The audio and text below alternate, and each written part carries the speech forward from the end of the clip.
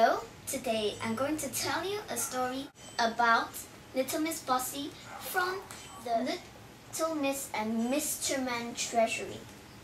I have read this when I was very small and it was one of my first favorite books. And now I'd like to share it with you.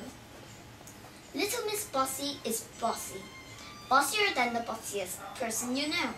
She's also very rude. Nearly as rude as Mr. Uppity, which is very rude indeed. She never says please, she never says thank you. Like the time she met Mr. Sneeze. Achoo! Sneezed Mr. Sneeze. Stop sneezing, ordered Miss Bossy. Nonsense. I can't, achoo, help it, replied Mr. Sneeze. Nonsense, said Miss Bossy. Like the time she met Little Miss Chatterbox. Good morning, said Miss Chatterbox. Lovely day, ain't it? Just the right weather for a walk. Talking about the weather. Be quiet, ordered Miss Bossy. And like the time she tripped over Mr. Small. You're too small, exclaimed Miss Bossy. Grow up. I can't, said Mr. Small. Then get out of my way in the future, ordered Miss Bossy. See how bossy she is? Poor Mr. Sneeze, poor Little Miss Chatterbox, and poor Mr. Small. It was Mr. Small who decided that something had to be done.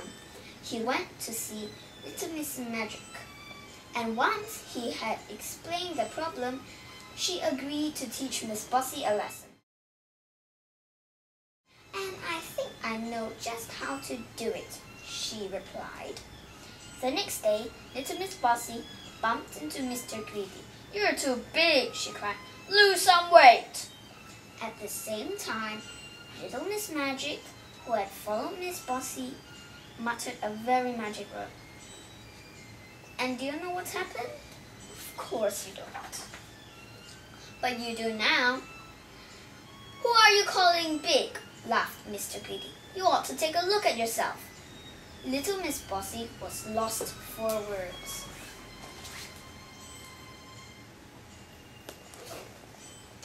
As soon as Mr. Greedy had gone, Miss Magic muttered some more magic words, and Miss Bossy returned to normal.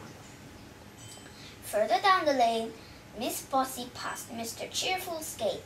He was painting stripes on his house to cheer it up. That looks ridiculous, snapped Miss Bossy. Paint over those stripes.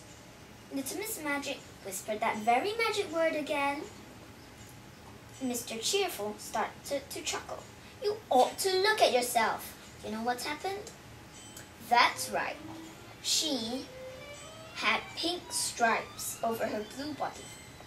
Miss Bossy looked at herself. She was covered in stripes. From her hiding place, Little Miss Magic smiled to herself. Next, she met Little Miss Splendid. What a stupid hat, she said. Get something more sensible. Miss Magic uttered the magic word again, and I'm sure you can guess what happened next. Speak for yourself, said Miss Splendid, bursting out into the laughter. And for the third time that day, Little Miss Bossy was lost for words.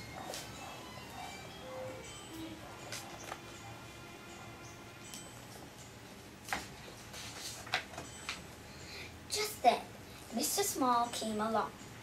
Having a nice day? He asked. Mind your own business, pipsqueak, snapped Miss Bossy. And who are you to call me pipsqueak? Said Mr. Small and chuckled. Haven't you learnt your lesson yet? Miss Magic came out from behind the tree where she's been hiding. Oh, it's you! Squeaked Miss Bossy. Turn me back into my proper size! You have to say the magic word, replied Miss Magic. Abracadabra! Squeaked Miss Bossy.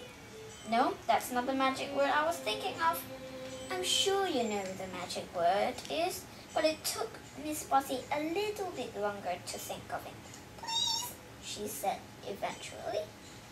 And did she learn her lesson? Well, she learned one lesson.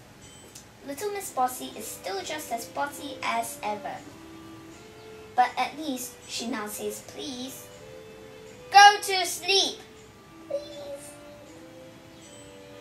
Now, hope you've enjoyed it, and do come back for my next Mr. Man and Little Miss Treasury stories. Goodbye.